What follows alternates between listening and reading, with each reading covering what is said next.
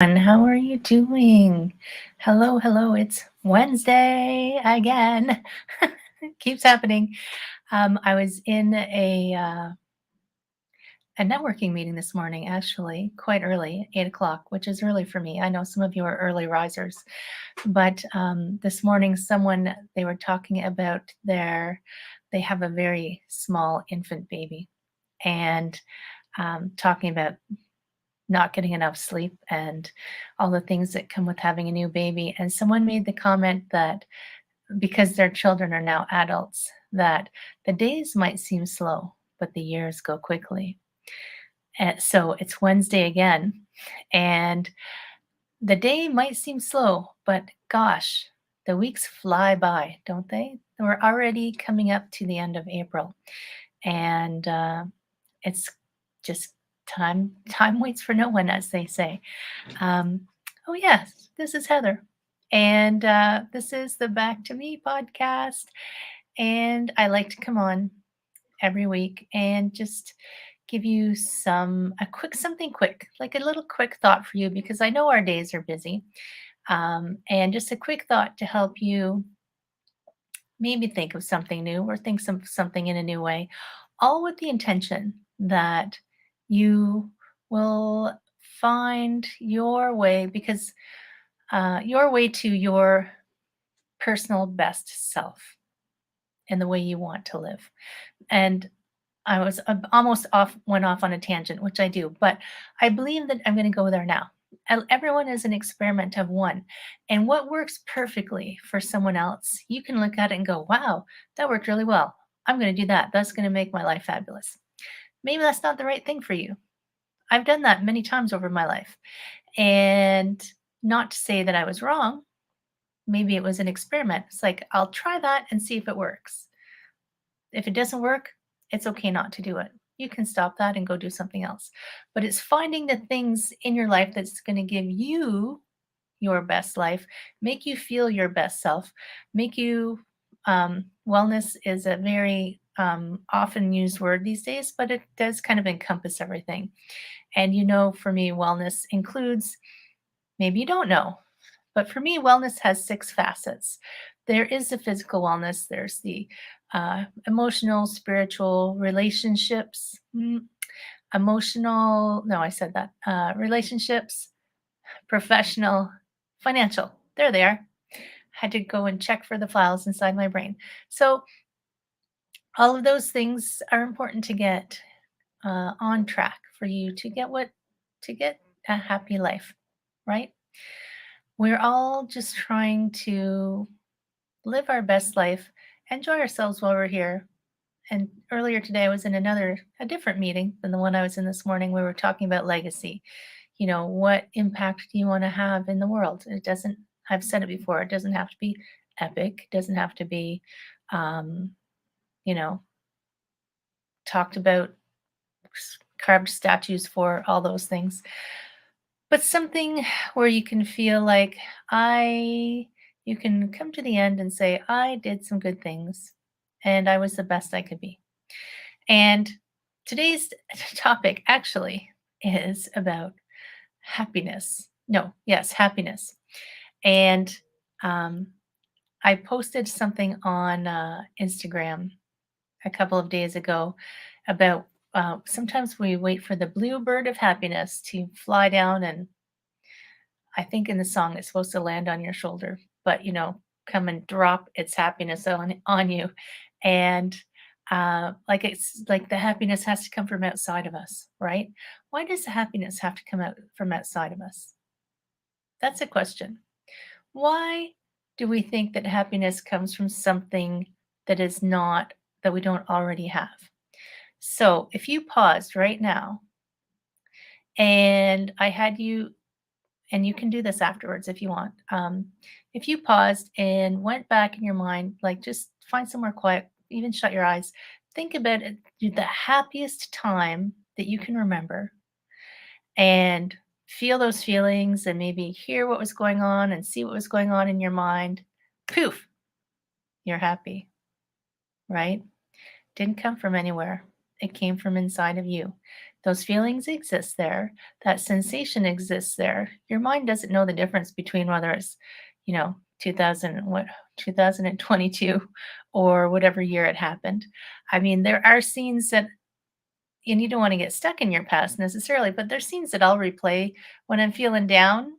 I'll just go replay. I'm going to go watch a repeat of that day that this happened because that day was fun and that'll lift my mood and that'll change your energy. And then, so the happiness already lives inside of us. It's just learning how to turn it on. And the second thing I wanted to think about is um, what is it that makes you happy? So if I ask someone sometimes, like, what would you need to be happy right now? $1 million. Well, why would that make you happy? What's $1 million going to do for you? It just lays there. It doesn't do anything. Not saying that, anything about money, but some people will say, this will make me happy without connecting why it makes them happy or what, maybe it's not the thing that makes them happy. Maybe it's something that comes from that. So if you had $1 million, why would that make you happy? Maybe it's because you could pay your bills. Well, why would that make you happy? Well, maybe it would be you can stop, you can, be debt free and pursue a hobby. Well, why would that make you happy? So it's like drilling down. Why would, and keep asking yourself if you can't figure it out. Sometimes having someone ask you the questions helps you kind of step back and take a look at it. But drill down to the why. If there's something that you in your life right now, you're like, if I had this, I would be happy. Start asking yourself why and drill it down and drill it down and drill it down until you get to the core of what that is. And for some people, it's just like that, a relief, like a freedom feeling, like a release of something. It's usually a sensation. Sometimes it's hard to have words with it, right? But it's usually a sensation. It's usually I want to feel this. So then when you get there, and like I said, if you have trouble getting there, um, maybe ask someone you trust to take you through it. Maybe get a coach. Not that I'm biased or anything, but someone who can help guide you through the process. And then you drill down to that feeling. So then get into that feeling of what that feels like, of what happiness feels like for you, and remember it and store it, because then you can have it whenever you want it, right? You don't have to have that thing that you think is going to create your happiness. Once you get down through the layers of why that thing, why that thing, why that thing, maybe you'll get to, well, actually, I'm just trying to get here to this level, to this sensation, and then recognize that, oh, I can have that sensation whenever I want. I don't actually need the $1 million to feel that. I'm not saying that it wouldn't be great to win $1 million, by the way. If someone was going to, bequest me $1 million, I'm totally open to that. But what I'm trying to say is, I can be happy without it. I can find that sensation of happiness without having to have the thing, without having to have the external validation, the external thing that I think is going to bring it to me, because it's already there. And then so that's the third thing that I wanted to think of is um, getting clarity on your version of happy helps you recognize it and where you can access it, right? So when you go down through those layers and you find that clarity, you find that access point, you open that door, phew, it all comes. Then it all comes, because once you know how to open the door, you don't. There's nothing else that has to happen, right? There's no thing that you're waiting for, and you can be happy in now. So that's why the post that I did on Instagram was, happiness was not by chance the bluebird of happiness coming and dropping its happiness all over you. It's by choice. But it's hard to choose if you don't know what it is that you're choosing.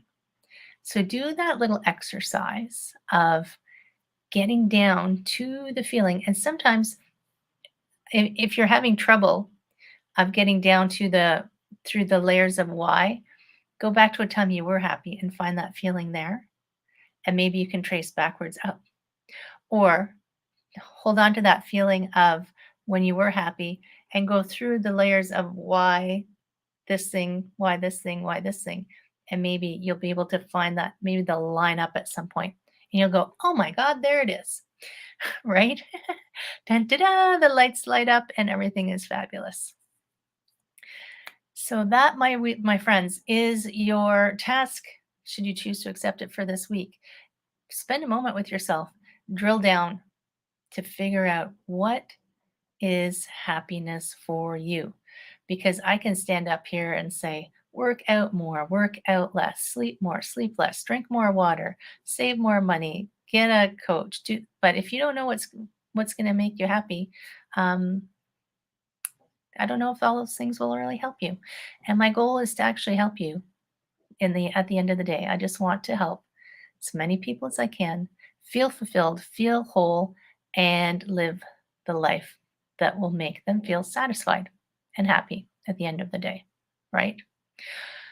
Um, this week's before I go, this week's celebrity chat. You're getting a 2-for-1 this Friday. Is Eleonora Andretta and Brian Epstein from A&E Team Wellness? No, Teams. Oh my gosh, I know it's an A&E. I apologize in advance, Brian and Eleonora, because I seem to have lost that file somewhere in my brain. But they're two coaches who talk about um, communication and dynamics, right? So good. And oh my gosh, you don't want to miss next Wednesday. So next Wednesday's topic is don't be Hamlet. Yes. And you can speculate on that all week. But yes, I was watching Hamlet recently and many things come to mind. I love Shakespeare and I love um, new perspectives on old conversations. So, my friends, I'm Heather from Prosperity Flow Coaching. You can find me on the internet all over the place, or you can just DM me if you'd like to have a chat with me. I'd love to talk with you guys. Have a beautiful week. Take good care of yourselves, okay? Take care. I will see you very soon.